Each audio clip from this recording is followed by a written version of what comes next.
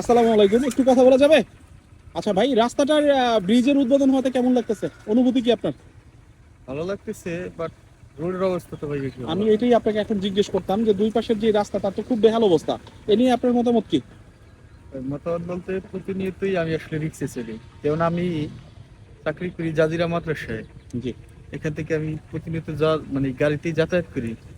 সেক্ষেত্রে মানে আমার হাতের তালুতে পড়ার নিয়ে আমার সবসময় চলাফেরা করতে হয়। আচ্ছা, এই খুবই অবস্থা। দুঃখজনক একটা ব্যাপার। কি বলবো, আমরা আসলে একজন যে এইখান দিয়ে প্রতিদিন আসলে এই রাস্তায় চলাচল করে এরকম একজন মানুষের আমরা একটা কথা কিছু শুনলাম, যেটা আমরা আরো কিছু কথা আপনার অনুভূতি শুনতে চাই, আপনি বলেন।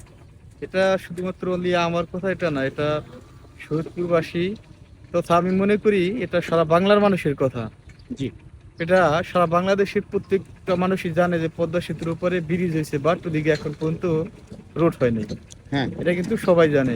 অলরেডি আমরা যে কোনো সময় ফেস করি এটা প্রতিনিয়ত এই সমস্যাটা। যেমন আমরা যখন ঢাকায় যাই, সেখানে মাওয়ার উপর গেলে আমরা মনে হয় যে আধা ঘন্টার ভিতরে চলে যাই, কিন্তু সেখানে ঘন্টার পর আচ্ছা, ঘন্টা আপনি আমাদের যেটা বলতে চাচ্ছেন যে পদ্মা সেতু হয়েছে অথচ শরীয়তপুরের মানুষ আসলে ওইভাবে কিছুই পায় নাই, কিছুই এই পাই তো? না। জি জি। যেটা ফরিদপুর বা এক কথায় বলতে গেলে মাদারীপুরের যে জেলার যে একটা উন্নয়ন হয়েছে সেই হিসাবে আমাদের শরীয়তপুরবাসী খুবই, মানে এক কথায় বলতে অবহেলিত। গেলে অবহেলিত। তারপরেও যদি বলতে হয় আমরা এখানে আহ, আমাদেরই সবচাইতে বেশি অগ্রাধিকার থাকার কথা ছিল, থাকার কিন্তু কথা। আমরা জি ওই জি। হিসাবে কিছুই পাই নাই। এই কথা কি ঠিক? জি অবশ্যই ঠিক। ভালো থাকবেন। আপনার কথা খুবই, আমি নিজে মন থেকে বলি যে আপনি সঠিক কথা বলছেন, যেটা আসলে সচরাচর সবাই বলে না। হ্যাঁ যেটা আর ভালো থাকবেন এক কথায়। ওকে আল্লাহ ওকে, হাফেজ। থ্যাংক ঠিক আছে, আল্লাহ হাফেজ। ইউ। ব্রিজ উদ্বোধন হতে আপনার অনুভূতি কেমন? অনুভূতি ভালো। কোনো কমপ্লেইন আছে? কোনো অভিযোগ? অভিযোগের ভিতরে এই রাস্তার একটু অভিযোগ, আমরা মাঝে মাঝে পড়ে জায়গা আচ্ছা, এইটা নিয়ে অনেক। আপনার এই রাস্তা, তো আমি নিজেই আপনাকে এটা জিজ্ঞেস করতাম, রাস্তার খুব বেহাল অবস্থা। আপনি কি এইখানের বাসিন্দা?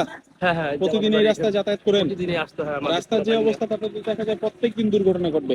প্রতিদিনই একটা না একটা পরে গাড়ি ঘোড়া, ধরেন অটো পড়ে জায়গা, আমি তো সাইকেল নিয়ে পড়ে যাওয়া, বাচ্চা নিয়ে পড়ে জায়গা মাঝে মাঝে। প্রিয় দর্শক, আপনারা শুনতে পাচ্ছেন যে এইখানে যারা যাতায়াত করতেছে গাড়ি ঘোড়ায়, তাদেরকে আসলে এক কথায় এটা একটা মৃত্যু ফাঁদের মতো বা পরিস্থিতি হয়েছে। একটু বৃষ্টিপাত হলে রাস্তার অবস্থা খুবই অনেক খারাপ। খারাপ অবস্থা। ভালো থাকবেন আপনার। আসলে আমরা সরকারের কাছে অনুরোধ জানাতে চাই যাতে করে দুই পাশের যেই সড়কটা, এই সড়কটার কাজ যাতে শেষ হয়।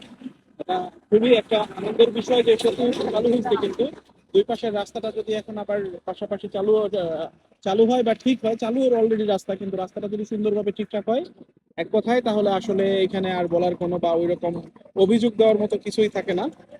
খুবই আনন্দের ব্যাপার যদি দুই পাশের রাস্তাটা কমপ্লিট হয়ে যায়। আপনারা দেখতে পাচ্ছেন কি ভয়ঙ্কর ঝুঁকিতে এখানে গাড়ি ঘোড়া চলাচল করতেছে, যেটা আসলে এক কথায় খুবই কঠিন। আমরা এখানে একজন নথিমন ড্রাইভারের একজন একটু আলাপ নিতে চাই যে ব্রিজ উদ্বোধন হতে কেমন লাগতেছে? ভালো লাগতেছে। ভালো লাগতেছে, কিন্তু রাস্তার অবস্থা তো দুই পাশে খুবই খারাপ। এ নিয়ে কি বলবেন?